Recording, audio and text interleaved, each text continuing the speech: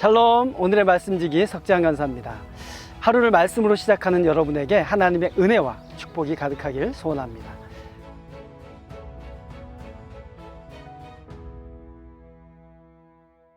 그리스도인은 세상과 분리되어 따로 살아가는 사람이 아닙니다.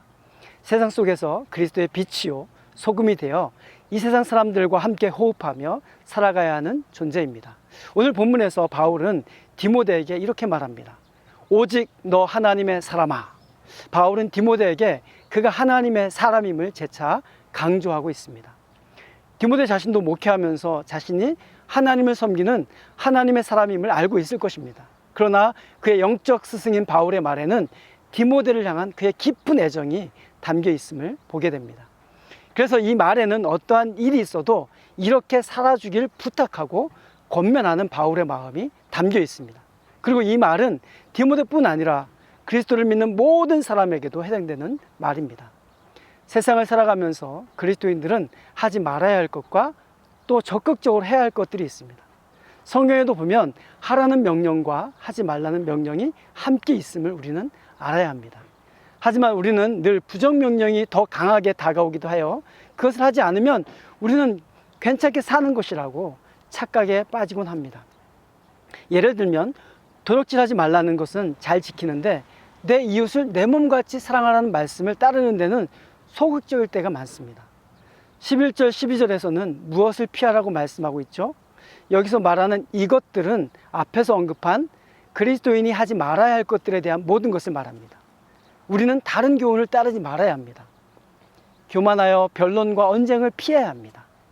투기, 분쟁, 비방, 악한 생각, 마음의 부패, 진리를 잃은 경건, 즉 경건을 돈벌이로 생각하는 것, 파멸과 멸망에 빠지게 하는 것들, 부하려 하는 자들의 어리석음, 즉 돈벌이만 되면 방법은 상관없다는 생각, 돈을 사랑하는 것, 돈 때문에 미혹을 받고 믿음을 떠나 근심과 걱정으로 자기를 찌르는 사람들을 피하고 그렇게 되지 말라는 것입니다. 이어서 적극적이고 능동적인 권면도 있습니다. 하나님의 부르심을 받은 이유를 알고 부름에 합당한 삶을 실천하라는 것입니다. 그것은 바로 의와 경건과 믿음과 사랑과 인내와 온유를 따르는 것입니다.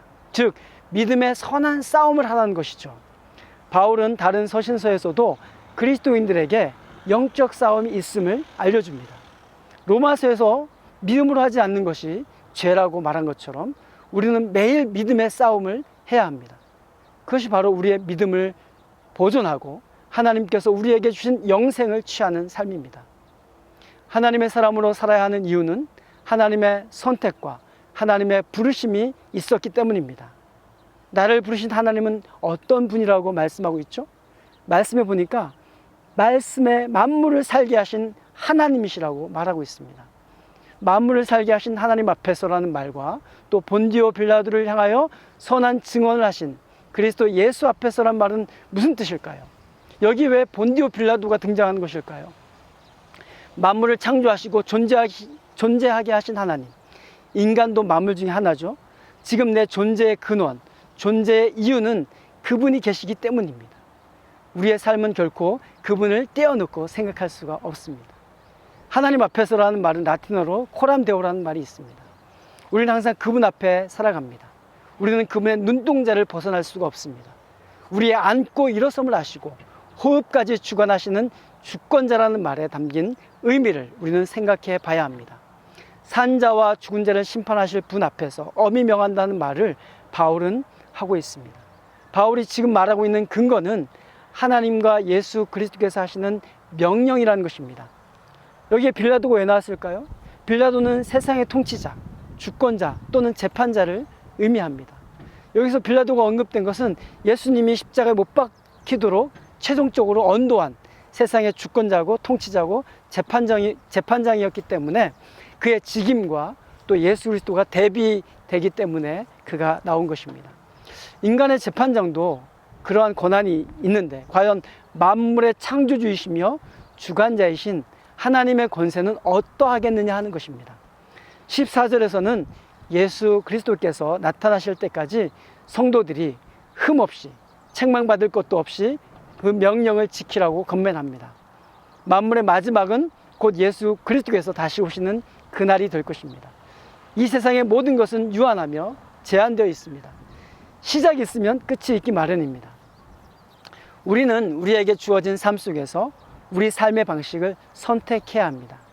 그것은 세상에 속한 방식이 아닙니다. 그렇게 바울은 이 부분에서 힘주어 말하고 있습니다.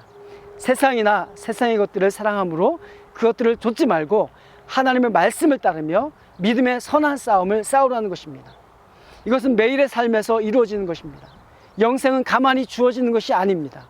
영생은 하나님의 선물이지만 그것을 우리가 받기까지 싸워야 될 싸움이 있고 영원한 하나님 나라의 가치를 가지고 매일매일 치열하게 살아내야 함을 오늘 말씀은 상기시켜주고 있습니다. 영생을 취한다는 말은 영생을 움켜쥐라는 것입니다.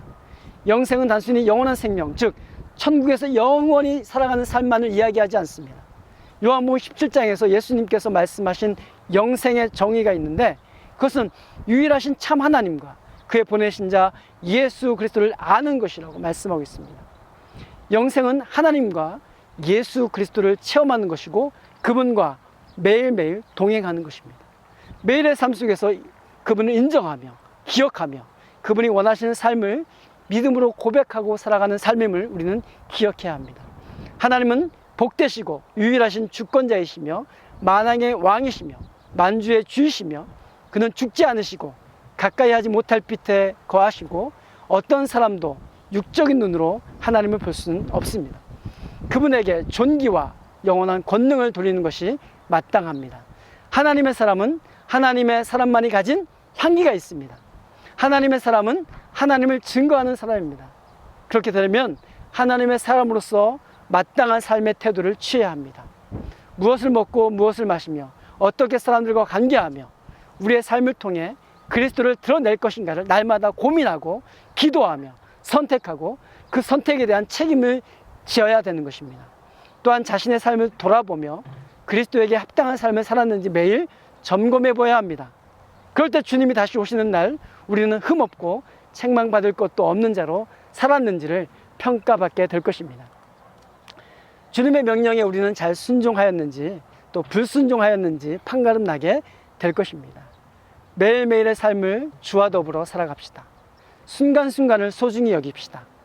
그리스도인답게 세상 속에서 그리스도를 나타내는 강력한 주님의 도구가 되기를 축복합니다. 샬롬.